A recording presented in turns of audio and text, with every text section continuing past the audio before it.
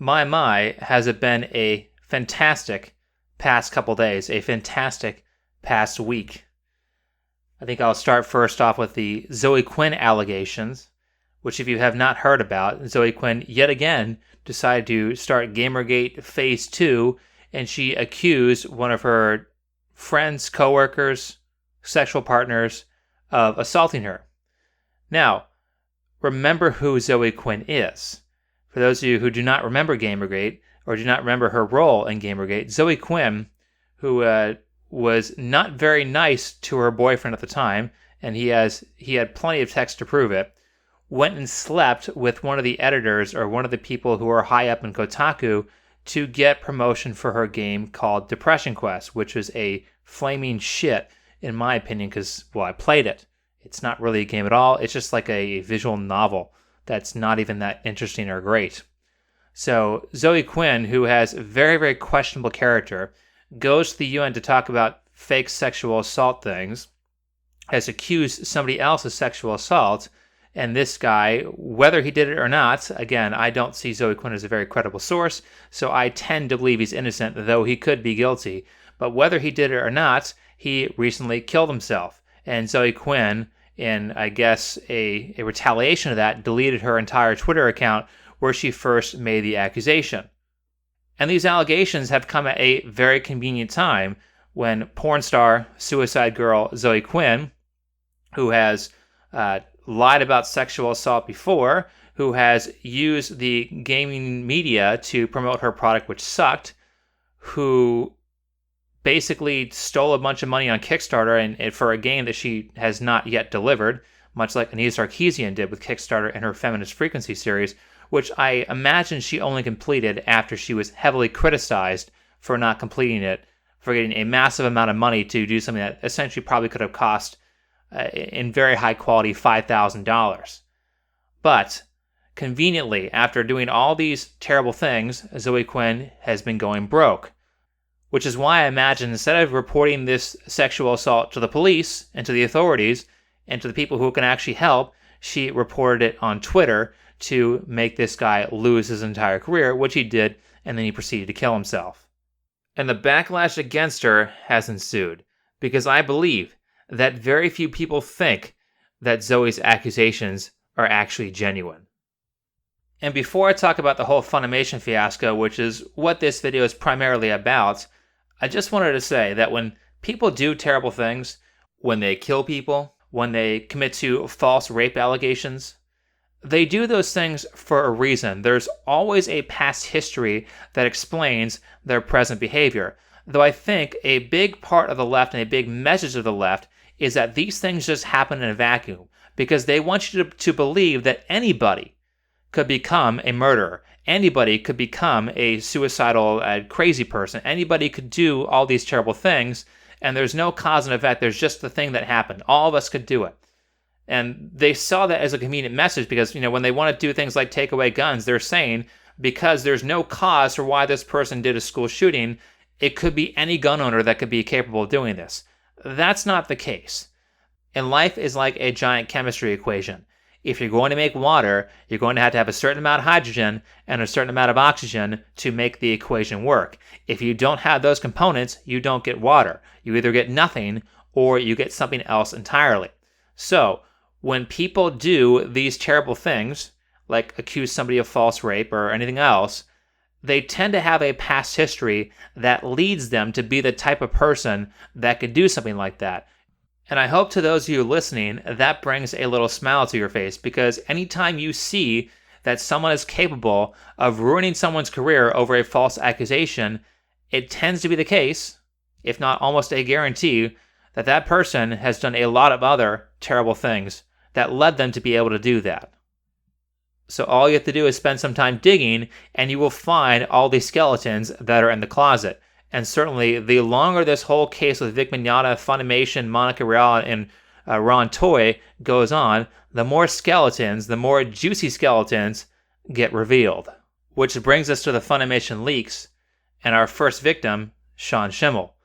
Now, if you have not heard of this, and by the way, Sean Schemmel is the voice of Goku in Dragon Ball, but if you have not heard of this, you have probably been living under a rock or you don't watch anime. But a few days ago, Funimation had these leaks of voice actors doing outtakes, and to say the least, these outtakes were quite interesting. I'm not going to play all of them because it's like 7 minutes, but I will play the very, very short clip of 2 outtakes that everybody cares about. This is Sean Schemmel, the voice of Goku, doing outtakes for Funimation. I do have one more request. It has to do with our training regime.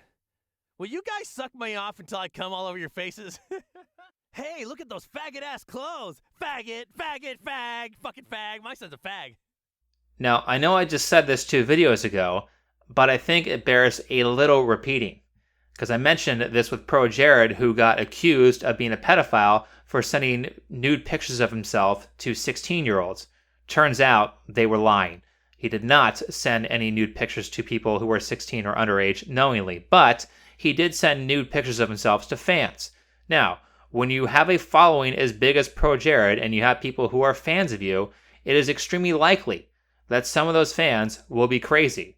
If you are sending naked pictures of yourself to fans, you are basically asking for this behavior to happen. Now, I don't know what compelled Sean Schemmel to say the F word. I'm not going to say it because we can't say words anymore on YouTube. We are not in the golden age of the internet anymore where you could say anything you wanted. That time is now past. We have gone right back to speech controls like we had on TV, which was the draw to the internet, is that people talked like normal people when you watched them on YouTube. Now that's completely gone thanks to YouTube. And so we call it the F word. Well, I guess unless you're gay, those are the rules. Doesn't make any moral sense, but that's what the rules are. Despite that, I have no idea why Sean Schemmel would say the F word at work multiple times while being recorded with evidence that could easily be used against him. What an idiot. This is an especially great skeleton because Funimation made their opinion on the LGBT community very, very clear during Pride Month, and they're very much in support of it. I can imagine the LGBT movement would not be very happy with Sean Schemmel using the F word, unless, of course, they like to do their nice double standards. They're going to give Sean Schemmel a nice double standard like they do with everything else. It's only wrong if you do it. It's not wrong if we do it. You know, the king in this case is above the law. I guess the only way that Sean Schemmel could morally save his career and still follow the laws of clown world is just to come out as gay. That seems to be, to me, the smartest thing to do in this situation. Are they going to do that? I hope not. Because I want this to unfold as it should unfold. Because if it unfolds with a loss of his career, if he unfolds into the leftist mob that usually is accompanied when you use the F word and you are not gay, then it will bring credibility questions to other people who are on the left. And the more of those we have, which is what this whole thing has done, this whole thing along with the Kavanaugh hearing has brought extreme credibility issues with people who make accusations. How will we bring it to the people who are trying to control speech as well? I think this Sean Schemmel thing could very well have positive outcomes for everybody in terms of free speech. Because when Sean Schemmel said the F word, he gave us verifiable evidence that people who believe all the leftist ideology and all this crap use the words that they say we are not allowed to use. Which brings me to my best example of the origin of these terrible people. If someone can accuse somebody of committing a crime they did not commit, it tends to be the case that person has done a lot of other foul things. And Ron Toye is our best example of this. Of someone who claims to be an innocent victim, but has quite the hazy past. Because I thought, by watching his depositions, Ron Toye, who could not recall or could not verify several hundred tweets that he made when he was asked about them in deposition, was just a complete cuck. Number 3, page 3. Yes, sir. Did you post the tweet on this page? Looks like I did. Didn't ask if it looked like you did. Do you remember if you... I do not remember. Okay.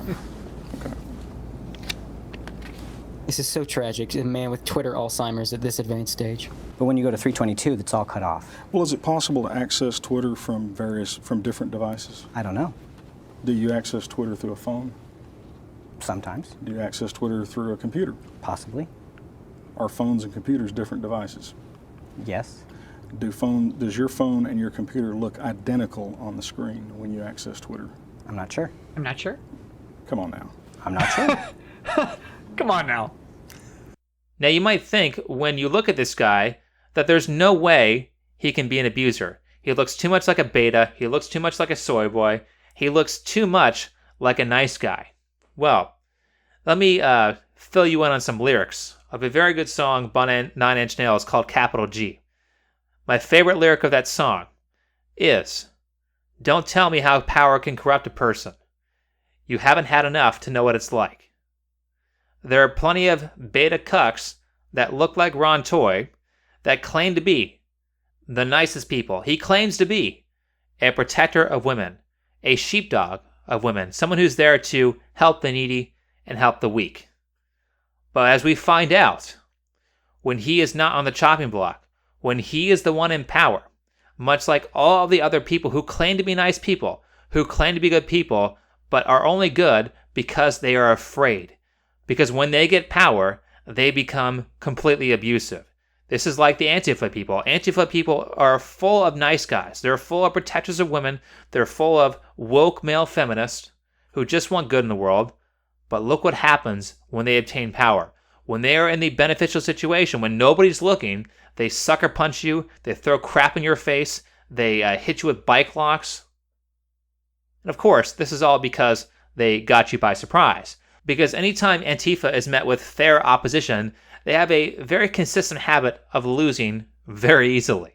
And so when Ron Toye, the nice guy, the sheepdog, the protector of women, is in a position of power over women, now I believe he is actually fairly financially successful, despite the fact that Monica Rial probably has zero money to her name. I believe Ron Toye has quite a bit of money, certainly enough money to be a donor to a convention that he tried to get Vic kicked from. Oh, and also, let me just backtrack this for a couple seconds, because despite the fact that I've been following this case the entire time since it happened, I haven't really talked about it that much on this channel. But for those of you who are not in the know, Vic Mignogna is a voice actor for a lot of different shows. He was recently in a movie called Dragon Ball Broly, which did quite well. Now, after this movie had quite a bit of success, a lot of his colleagues and people in the anime industry decide to accuse him falsely of committing sexual assault against fans and against minors. They have no evidence of this. In fact, all of his interactions with fans are in public, and so if the things that he did that they're claiming he did were sexual assault, it's really weird that hundreds of fans in a very public place had zero problem watching him commit sexual assault on minors. Monica Rial, one of the defendants in this case, because Vic Mignogna has a defamation case going against Monica Rial, Ron Toye, and Jamie Markey. Monica Rial said that Vic assaulted her a bunch of years ago, and she never talked about it because she was too afraid. She said there was one witness to the event. That witness, in an affidavit, which means he swore to tell the truth under penalty of perjury, in an affidavit, the witness said it didn't happen. So the allegations saying that Vic assaulted his fans turned out to be false, and the allegations that Monica Rial levied against Vic have so far turned out to be false. But we have one of our key defendants here, Ron Toye, accusing Vic of foul play, accusing Vic of being a pedophile, and it turns out that Ron Toye is not that great of a person himself. It turns out, after some hero did some digging in public documents, that Ron Toye has been violent with his previous significant others. He's been married twice. Monica Rial would be his third marriage if they actually get married. But his two previous partners have accused him of being violent, and the court has found Ron Toye of being violent. We have our little court document that says, the court finds that family violence has occurred, and the family violence is likely to occur in the future. The court finds that the respondent, Ronald J. Toye III, has committed family violence. The court finds that the following protective orders are for the safety and the welfare and in the best interest of applicant and other members of the family, and are necessary for the prevention of family violence. It is ordered that respondent, Ronald J. Toye III, is 1. Prohibited from committing family violence through physically, which is probably typo, physically acts or by threat as defined in Section 71.004 of the Texas Family Code. 2. Prohibited from communicating directly with any members of redacted household in a threatening or harassing manner. 3. Prohibited from communicating a threat through any person to members of redacted household. I guess 4 is been taken off. 5. Prohibited from engaging in conduct directly, specifically toward, including following redacted, or any member of her household that is reasonably likely to harass, annoy, alarm, abuse, torment, or embarrass redacted, or any member of her household. 6. Prohibited from going to or near the residence or place of employment or business of members of redacted household. Respondent is specifically prohibited from going near the residence located at redacted or applicant's place of business or redacted daycare or school should she be enrolled in one. Respondent is required to maintain minimum distance of 1,000 feet aforementioned locations therefrom. Wow. Cannot go to a daycare. Cannot go to a school. Sounds like the exact restrictions you put on a pedophile. Now, he is not guilty of pedophilia, but he sure has some similar circumstances. So it seems that the mentality of Ron Toye accusing Vic of being a pedophile has an origin. 7. Prohibited from going to or near the residence, child care facility, or school of redacted normally attends or in which redacted normally resides. Wow.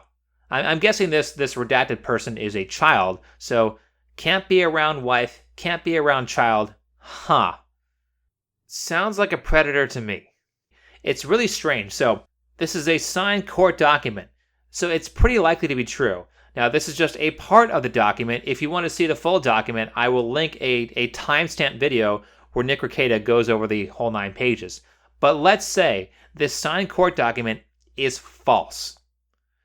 If it is false, and Ron Toye is completely innocent, then he is knowingly accusing Vic of a crime that he did not commit, just like Ron Toye was accused and, I guess, convicted of a crime that he did not commit.